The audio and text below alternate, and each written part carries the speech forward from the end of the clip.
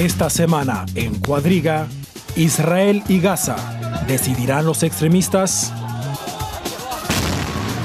La operación militar de Israel en la Franja de Gaza debilitó a las filas de Hamás, pero también va cobrándose la vida de muchos civiles palestinos. La ONU advirtió que los ataques indiscriminados en Gaza pueden constituir crímenes de guerra. También han muerto soldados y civiles israelíes, lo que enfrenta aún más a ambas partes del conflicto.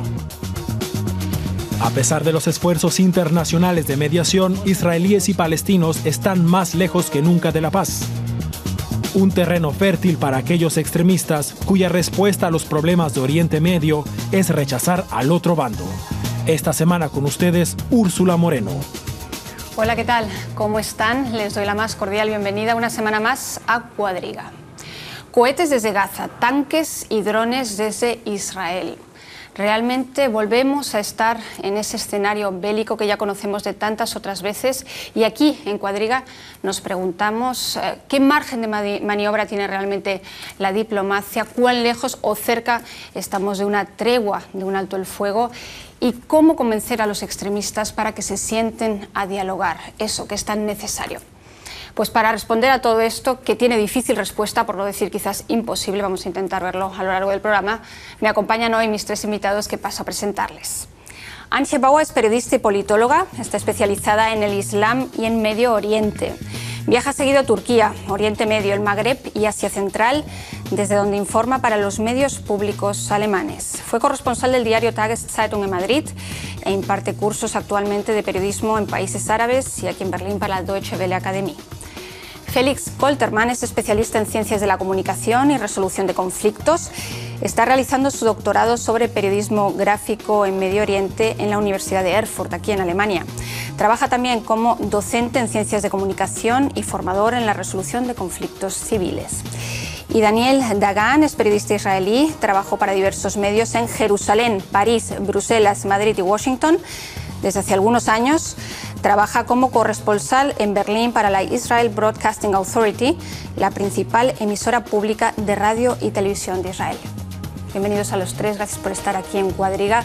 Y ya lo veíamos en ese vídeo, precisamente esa resolución de la ONU, del Consejo de Derechos Humanos de la ONU, que se ha posicionado claramente del lado palestino, ha condenado firmemente esta nueva ofensiva militar israelí en Gaza.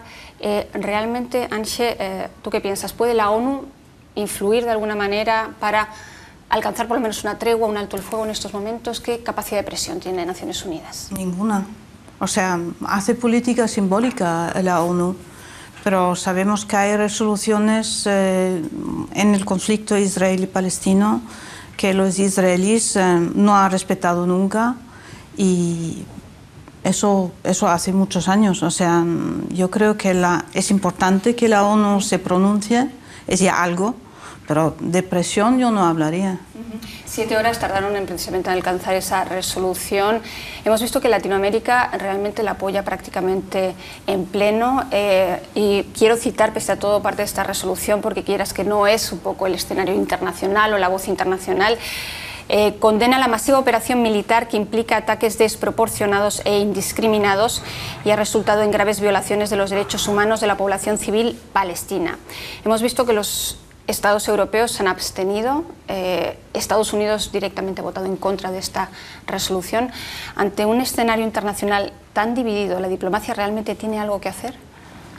Bueno, sí, pienso que la diplomacia tiene un papel, pero tenemos que ver qué países. Por ejemplo, si la Unión Europea y los Estados Unidos tienen un papel muy fuerte en frente a Israel, entonces si quieren podrían hacer más presión y influenciar. Y es más bien lo que vemos, los poderes históricos a favor de Israel o a favor de Palestina en esa resolución.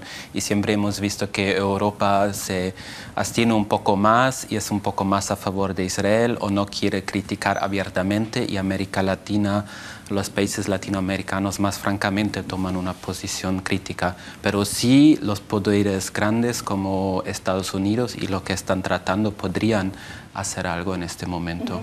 Y Enseguida, sería importante. Enseguida vemos lo que hace Estados Unidos, pero me gustaría escuchar también la posición israelí, que reclama el derecho legítimo a defenderse de esos cohetes que llegan desde Gaza a diario, continuamente. Eso es una realidad que también está ahí. La pregunta que nos hacemos, sin embargo, muchos que observamos todo este conflicto y lo observamos desde hace años, es si realmente en este caso la ofensiva terrestre era necesaria. Sí, hay cohetes hace no solamente 2 semanas, sino 14 años sobre la ciudad de Sderot. Hace 2 semanas sobre Tel Aviv y muchas otras ciudades en Israel. Este Consejo de la ONU está de mala fama. 80% de las decisiones son contra Israel. Y todo lo que pasó en el otro mundo no es interesante por este consejo. Es un hecho que se debe saber. Israel, como le ha dicho, practica ahora su derecho de autodefensa. Israel advirtió a los civiles en las zonas de combate. Israel avisa a los civiles. Sí, en las zonas Israel arrojó panfletes. Israel efectuó muchas llamadas telefónicas a los habitantes en edificios, en escuelas, en otros lugares. Israel envió mensajes de texto para informar, para pedir que no se quedan en esta... Pero ¿a dónde pueden marchar, dónde pueden huir los palestinos? Hay instituciones y hay zonas donde no se efectúa, no hay guerra. Es una situación muy difícil, es una situación muy complicada por los palestinos, por los israelíes. Israel también ha abrido, se dice, algunos hospitales para los palestinos. Eso es lo que se puede hacer en esta situación, pero hay que destruir los cohetes, hay que destruir los túneles de ataque. Esta es la primera obligación de cada gobierno. Por ahí iría mi segunda pregunta. Entonces, Netanyahu, el presidente israelí, el primer ministro israelí, perdón, ha dicho que no parará hasta que no haya destruido todos estos túneles en donde se esconden los arsenales y que utilizan supuestamente los terroristas para atacar a israelíes. ¿Cuándo va a haber destruido esos túneles? Israel ha aceptado algunas veces ya la iniciativa de Egipto para el fuego, alto el fuego. Jamás ha rechazado esta iniciativa. Esos son los hechos. ¿Por qué de este jamás conflicto. rechaza quizás Sánchez este alto el fuego? Lo que exige Khaled Mashal es realmente que se levante ese cerco en el que vive en la Franja de Gaza desde hace más de 7 años. ¿Son expectativas irreales también por parte de Hamás para un alto el fuego en estos momentos? ¿Quiere que se abran los pasos tanto por parte egipcia como por parte israelí, ¿no? Yo creo que Hamás, cierto, no es un portador de simpatía, no para mí. O sea, Hamás tiene un cinismo de poder, desde luego, que le permite mantenerse ahí. Pero hay que ver también, a mi parecer, que la situación en la que están, que ya han muerto más de 700 personas, o sea, hablamos de muertos civiles, 32 o así. Muertos israelíes. Israelíes, perdón. hay una situación en la que para Hamás ahora aceptar un alto el fuego quiere decir volver a lo que hubo antes. Y lo que hay, no estoy de acuerdo contigo. Yo creo que la situación en Gaza es una situación en la que antes de todo esto, ya Gaza era una especie de cárcel al abierto. Es una de las zonas con más alta densidad de población en el mundo. Y la situación que hay ahora, yo no veo dónde podrían huir, porque Gaza está construida en todas partes.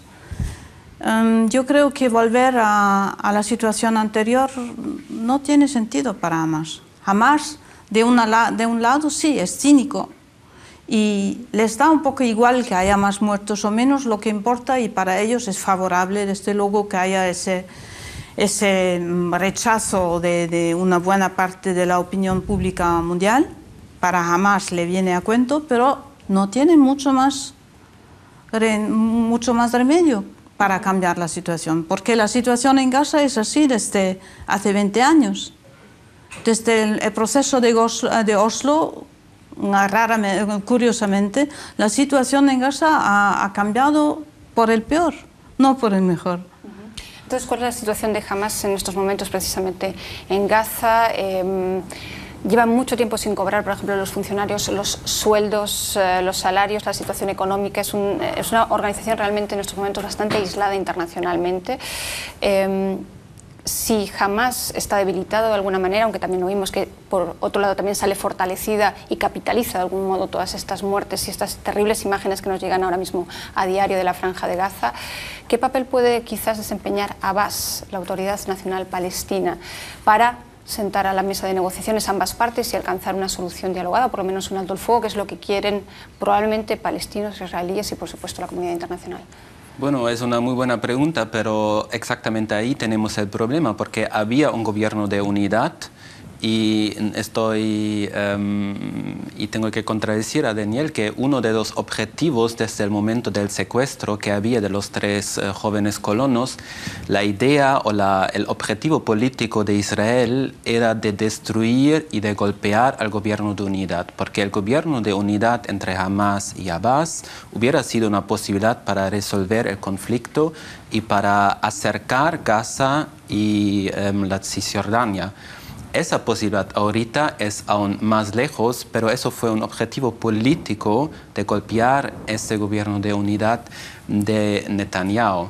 Entonces, pienso, si vemos ahora la guerra como una guerra de defensa, no es tanto la verdad, porque el objetivo fue golpear a Hamás y también, por ejemplo, arrestar otra vez los presos políticos en Cisjordania que fueron liberados en el deal con Shalit. Entonces hay muchas razones políticas atrás que nos llevaron a esa escalación que tenemos.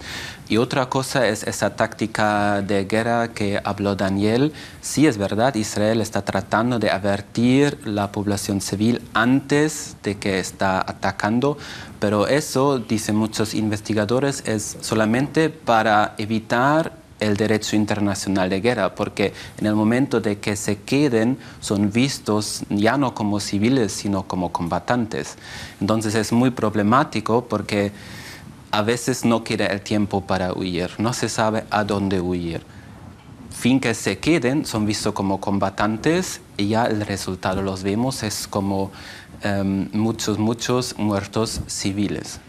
1,5 millones de personas viviendo en la Franja de Gaza, en un espacio muy reducido. Hay unos prácticamente 60 o 70 refugios que ha preparado Naciones Unidas que están completamente desbordados. Es decir, la situación humana en estos momentos es muy complicada en la Franja de Gaza. Yo creo que eso es incuestionable y todos los días llegan imágenes desde allí. Pero lo que comentabas de por qué esa ofensiva, y hablabas de ese detonante, de esos 3 colonos, de esos 3 adolescentes que fueron asesinados. No sabemos todavía exactamente por quién, pero evidentemente parece que por radicales palestinos. ¿Qué es lo que, y era mi primera pregunta al principio, qué es lo que ha movido realmente a Netanyahu a esta ofensiva terrestre? muchos observadores hablan también de esa crisis de gobierno y de la presión que recibe por parte del ministro de Exteriores, Lieberman, y por parte del ministro de Defensa, es decir, por los miembros más conservadores de su gobierno, que son los que piden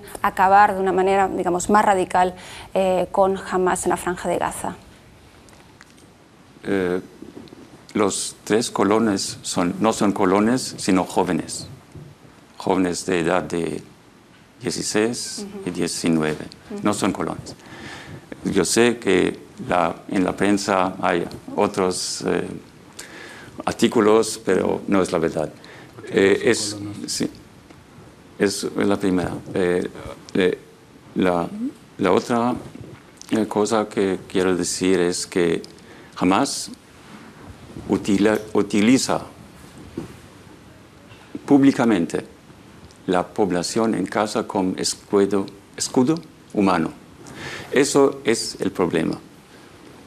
Hamas quiere matar muchos civiles. Eso es la situación, eso es el hecho, eso es el problema de la comunidad internacional. Pero los civiles no los mata Hamas, los mata pese a todo el ejército israelí. Efectivamente es Hamas, porque Hamas dice a los civiles de no huir, de quedarse en la zona donde la guerra se... No tienen lugar al que huir. Sí. Tienen, no es verdad. Los hechos son muy, muy importantes. Los hechos de este conflicto son muy importantes. Muchos de esos hechos no son transmitidos para la prensa correctamente. La otra cosa que es muy importante, en mi opinión, es Hamas ha empezado este conflicto ahora. Hace 14 años disparan, se dice, cohetes. Disparan, sí. Disparan cohetes sobre Israel. Pero este conflicto actual, porque, en mi opinión, tienen un problema con Egipto. Egipto no acepta los hermanos musulmanes. Egipto jamás es un parte de los hermanos musulmanes. Nosotros hablamos mucho de la bloquea, ¿se dice bloquea? Del bloqueo de Gaza.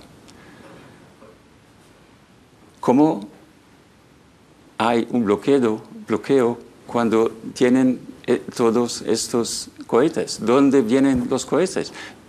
Los cohetes vienen de la mayoría de Irán. Entonces, vienen de Egipto, del parte de Egipto que tiene una frontera con Gaza. Y ahora, la situación ha cambiado. Ha cerrado precisamente el paso. La situación ha cambiado porque en todo este tiempo Egipto permitió de una manera o de otra manera este transporte de armas en túneles o en camiones, pero permite. Bajo el presidente Morsi, que es de los hermanos musulmanes, el Hamas, Jihad Islamí y las otras organizaciones palestinas extremistas han recibido muchos cohetes y muchas armas. Ahora, Sisi, el presidente de Egipto, que viene de un cuadro de la capital donde yo viví, dice... ¿Por qué? Un militar, digo, para más datos. Donde yo nací. Al-Sisi, quiero decir. Al-Sisi. Él dice no, nada más. No vamos a permitir este transporte de armas a Hamas. Eso es, en mi opinión, la reacción de Hamas. Yo creo que has tocado un punto clave, que es precisamente el papel clave de Egipto en todo esto, y vamos a hablar de los esfuerzos diplomáticos internacionales. Ahora mismo Kerry, Ban Ki-moon, todos viajan por la región intentando entrevistarse con unos y con otros, y más que mediar entre Israel y Hamás, parece que tengan que mediar entre Egipto y Qatar en estos momentos, ¿no? Porque Hamás exige que Qatar se siente a esa mesa de negociaciones o que sea mediador en esas negociaciones, pero tanto Israel como Egipto se niegan a ello. Explícanos un poco por qué esta complicación que se traslada a dos países tan distintos. Bueno, Qatar tiene una influencia nefasta, se puede decir, en la zona de Oriente Medio, sobre todo desde la así llamada primavera árabe, y están apoyando a todo lo que hay de extremista en la zona. O sea, tienes desde ISIL, o sea, los que son ahora el Estado de Siria,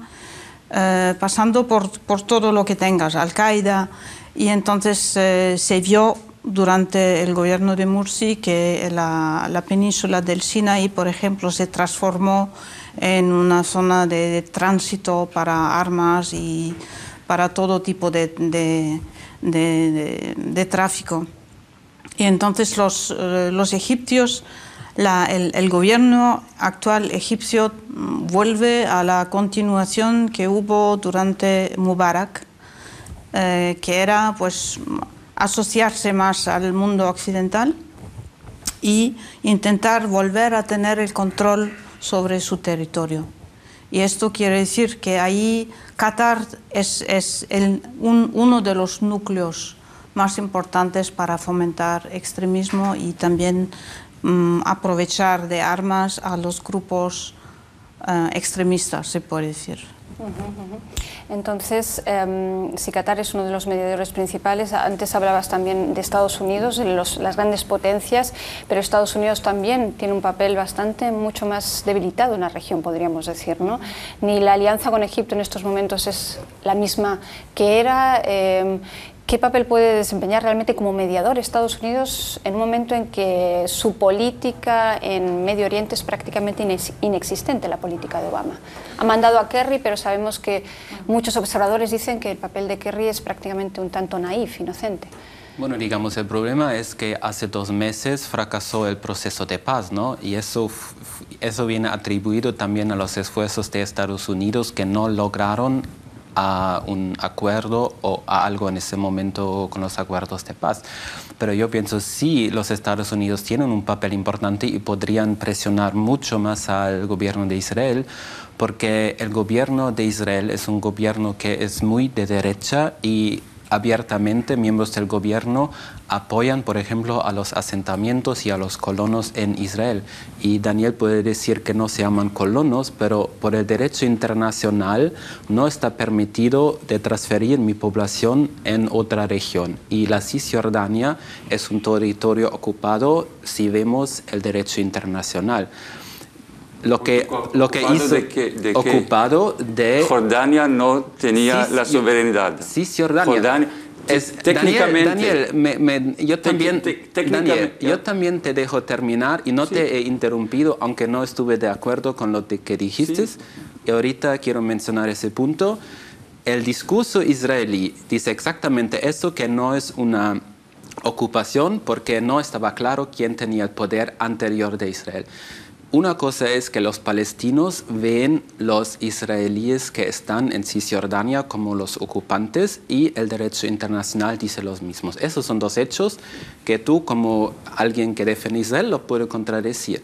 Pero esa es una cosa que hasta actos de venganza, el gobierno de Israel dijo, bueno, fueron matados los 3 jóvenes, les llamamos, estoy de acuerdo, construimos nuevos asentamientos. ¿Qué tipo de política es eso? Y eso requiere una respuesta muy fuerte de los Estados Unidos, de Europa, decir, mira, esa política no la toleremos. Queremos que haya un Estado viable palestino al lado de un Estado de Israel, y un Estado de Palestina puede solamente tener si hay una unidad entre Gaza y Cisjordania, y no es el papel de Egipto, es el papel de Israel, que tiene que aceptar que hay un Estado y que Gaza y Cisjordania es unido. Y ese es el problema fundamental, que el gobierno de Netanyahu no quiere eso para nada, porque su poder político lo tiene de esos grupos muy conservadores y muy derechas en Israel, entonces no quiere ceder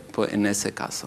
¿Estás de acuerdo con Félix en que en parte Netanyahu, esta ofensiva, aparte evidentemente del detonante que ya conocemos, el asesinato de esos 3 jóvenes, también actúa movido por las alas más extremistas dentro de su gobierno? Sí, yo creo que eso es sin duda, que los gobiernos en Israel en los últimos años se han vuelto siempre más a la derecha, diciendo derecha laica, por decirlo de un modo, y también habiendo siempre más influencia de los religiosos, que antes un periodo eran un poco antes anti-Estado, pero que se han mezclado siempre más con la política. Sí, eso es una cosa, yo creo, y he perdido el hilo. Hablas del gobierno de Netanyahu, pero lo podemos dejar aquí porque realmente es interesante también preguntarle a Daniel. Una interesante información. No hay nuevos asentamientos en Cisjordania. No hay. Ajá. Usted lo ha dicho y yo respondo. No hay. Pero siempre hay construcción. Hay construcción de edificios. Los existentes. Pero hay que decir la verdad, los hechos. Una vez la Süddeutsche Zeitung, Israel ha anunciado, un diario alemán, Israel ha anunciado que va a construir 2.000 nuevas habitaciones. ¿Qué ha escrito? Edificios. No, habitaciones. Eine Wohnung. No edificios, entonces... casas. No casas, departamentos. Departamentos. Israel ha anunciado. Süddeutsche ha escrito 2.000 nuevos asentamientos. Eso es lo que se hace de vez en la prensa internacional. Sí. Y otra interesante información es que todos los asentamientos en Gaza no existen hace 10 años. Es un hecho, hay que saberlo. Es un hecho también que Obama incluso llegó a condenar esta política de asentamientos por parte de Israel, por parte del gobierno israelí. Es un hecho también, sí, pero no hay asentamientos. Y que uno de los puntos claves de controversia y de... El conflicto con Gaza no es... El base del conflicto es la situación actual. No tiene nada con asentamientos porque no hay asentamientos en Gaza. No hay asentamientos, hay que saberlo. Hay una ocupación militar y un bloqueo total de Gaza. No hay un bloqueo, no es verdad. No hay un bloqueo total. No hay, de Israel vienen cosas por vivir, comer, por todo esto. Cada día algunos 500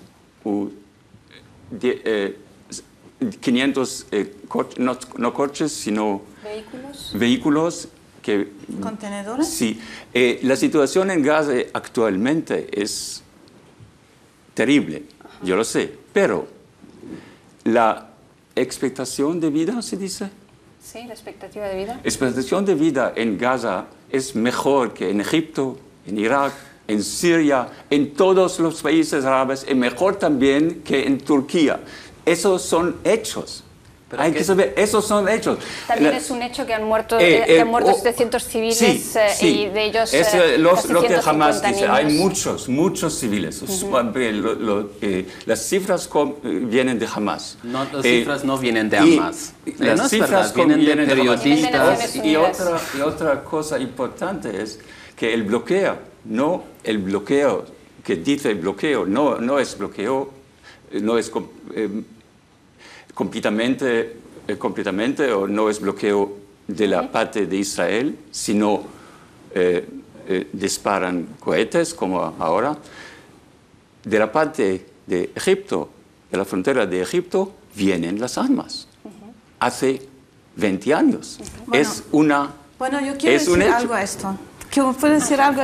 O sea, Sí. hablamos de las armas. Yo estoy en contra de armas, ¿vale? Si fuera por mismo, todo Si hablamos diálogo. de armas, hay que hablar Pero de las armas si israelíes. hablamos de armas, ¿por qué es tan normal que haya en Israel un ejército que funciona fenomenal, que haya la bomba atómica, aunque no lo reconozcan, pero indirectamente sí? ¿Y por qué no es normal que también los palestinos, que están de todos modos a la merced de los israelíes? Porque Gaza, estoy de acuerdo, los israelíes de vez en cuando dejan entrar algo, de vez en cuando dejan incluso salir algo, pero están completamente a la merced de los israelíes. Hay un cohete de uno de Hamas, toda la franja de Gaza está cerrada y no sale nada. O sea, eso se llama una punición colectiva. ¿Por qué? Porque, justo de terminar esta frase, Que no está controlada. estoy hablando de la política entre Israel con respecto a Gaza. Entonces, hablando de lo que puede pasar en Gaza, todo lo controla Israel. O se abre la frontera o no se abre. O salen las flores las cosas de agricultura que se cultivan en Gaza, salen hacia Israel, que no tienen más remedio, o no salen. O Israel cierra. Eso es una cosa, que hay dos niveles de juzgar las cosas. La otra cosa es porque es normal que Israel esté armado hasta los dientes. Pero las roquetas que tiene Hamas, esas son malas. Pero lo que tiene Israel está bien. A mí no me resulta bien, ninguno de los dos. Está claro que entramos ya de pleno en ese debate que en parte está alimentando un cierto antisemitismo, y quiero cambiar aquí de tema porque las lecturas de los hechos sabemos que en este conflicto son dos bien distintas, o digamos que cada bando pone el peso en lo que le interesa.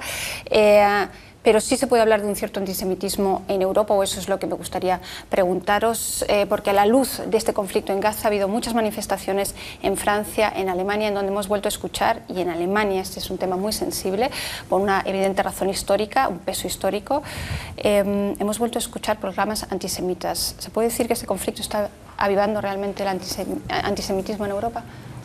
Bueno, yo pienso que ese tema es muy difícil. Primero hay que decir, cada frase que claramente es antisemita, por donde sea en el público, de hecho hay que condenarlo, eso está claro.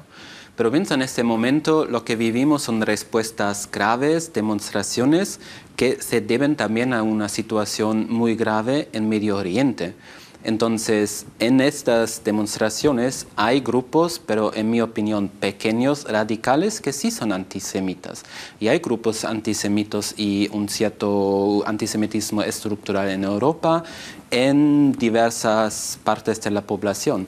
Pero en mi opinión no es una nueva situación, tampoco hay que exagerar en el sentido que hay un nuevo antisemitismo, una nueva ola. Por ejemplo, en mi opinión no está bien, como lo leí hoy, de hacer la comparación entre el tiempo de Hitler y lo que está pasando hoy. Eso ni permito que alguien dice que hay un holocausto en Gaza, eso no es imposible decirlo. Y lo mismo, no se puede decir que estamos en nuevos tiempos nazis, no estamos en eso. Hay como pequeños grupos radicales que usan la situación, pero tampoco el riesgo, y ahí hay unos grupos políticos, por ejemplo en Alemania, que están usando esos hechos para lanzar o para golpear el multiculturalismo, porque dicen, miren, eso es el efecto de aceptar el Islam en Europa, pero son grupos muy pequeños que sí son antisemitas, y con eso hay que trabajar, hay que condenar, pero tampoco no hay que exagerar ese fenómeno.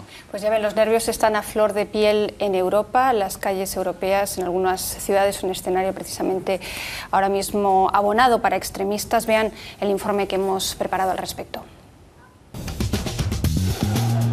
Batalla campal por Gaza, y no en Oriente Medio, sino en la periferia de París. La policía francesa interviene ante activistas pro-palestinos que desafían la prohibición de manifestarse. En los disturbios se incendió un comercio judío y se corearon eslóganes antisemitas. No es la primera vez que tras las críticas a la política israelí se oculta un odio al pueblo hebreo.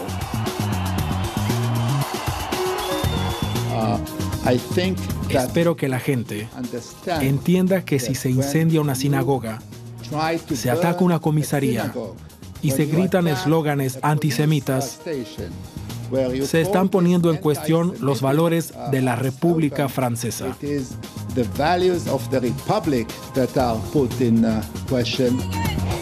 También en Alemania se han cantado lemas antisemitas en el curso de algunas manifestaciones pro-palestinas. El gobierno alemán condenó estos incidentes.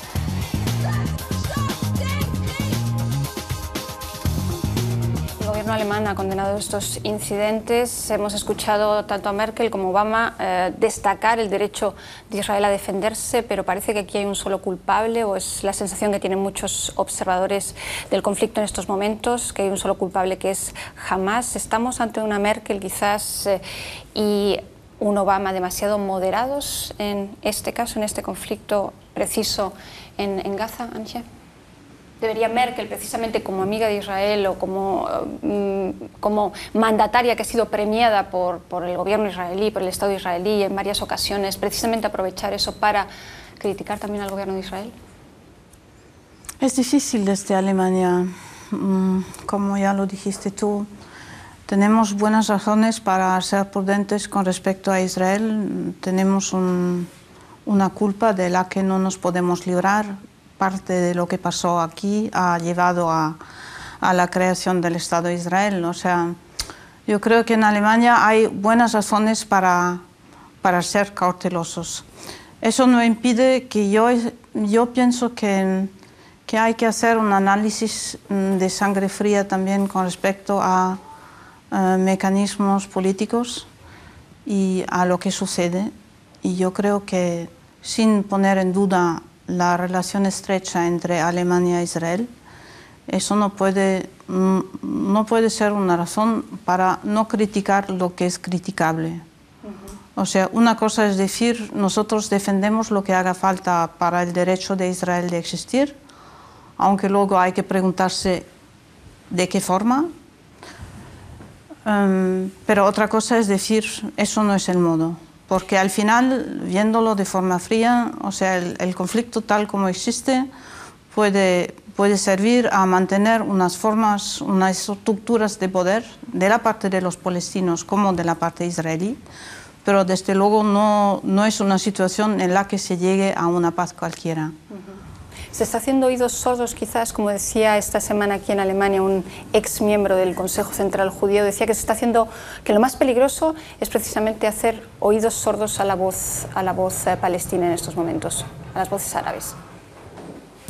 No entiendo muy bien tu pregunta. Que en Alemania se escucha la voz israelí, se escucha la voz del gobierno, que cualquier crítica en muchos casos hacia el gobierno israelí enseguida se equipara con antisemitismo, cuando lo más peligroso precisamente para salir de esas estructuras del conflicto es escuchar también a las voces árabes y darles cabida también.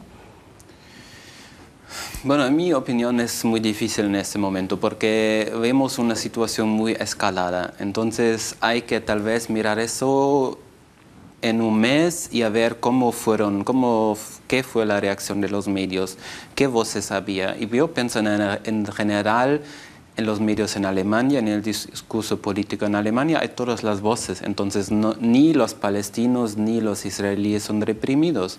Y también pienso en los comentarios, leemos de todo. Entonces, sí, eso más bien sería mi respuesta, que cierto, también hay un problema de antisemitismo y de un antisemitismo que funciona a través de otras formas, pero también de otra forma estoy en contra de decir hay una forma de nuevo antisemitismo que es la crítica al Estado de Israel. Sabemos por dónde están los límites cuando se critica no al Estado, sino a los judíos como religión, como grupo, como pueblo, ¿no? Así los límites son claros, les vemos y cuando son sorpasados hay que criticarlo. Pero yo pienso con toda razón en un discurso político que tiene como objetivo una paz duradera y con los derechos de dos estados se puede hablar de todo, pero me parece que ese es el problema, que no todos que participen en el discurso también en la región quieren esa solución. Pero nosotros desde afuera eso tendría que ser el punto de partida y también de dónde juzgar lo que está pasando. Una paz duradera, yo creo que estabas ahí tocando un tema clave. ¿Cómo se ve desde Israel? Es la tercera ofensiva desde el 2005, precisamente en pro de una paz duradera, en pro de garantizar la seguridad de los israelíes, pero como vemos, ninguna de estas tres ofensivas ha aportado mayor seguridad o ha garantizado la seguridad de los israelíes. ¿Es esta una estrategia realmente convincente o eficaz? Una palabra sobre antisemitismo. Hay prejuicios, se dice, contra judíos. En Europa, en el mundo árabe, muy en el mundo árabe. Hay en Israel lo que los alemanes no saben mucho sobre eso. Hay la mitad de los habitantes de Israel, los judíos, son refugiados de países árabes. Eso es un aspecto del conflicto que los alemanes creo no conocen. Sí, conocen. Suficientemente. Usted conoce, pero los alemanes en general no conocen. Lo que es peligroso ahora es que hay una alianza entre la izquierda antisemita y la derecha antisemita. Salen a la calle, van a la calle juntos y además con islamistas que quieren matar a los judíos, lo que dicen. Dice Hamas, queremos matar a los judíos. Y cuando se ve matar, hay que defenderse. Es exactamente lo que Israel hace. Aunque nada tiene que ver Gaza o Israel con Europa, de los judíos, gracias a Dios, no. No hace la... Tenemos que dejarlo aquí, Daniel, porque ya escuchas la música. Muchísimas gracias a los tres, muchísimas gracias a ustedes, gracias por estar ahí. Este es un conflicto que ya ven las repercusiones que tiene también en Europa. Seguiremos hablando de él. Escriban a cuadriga@dw.de y hasta muy pronto.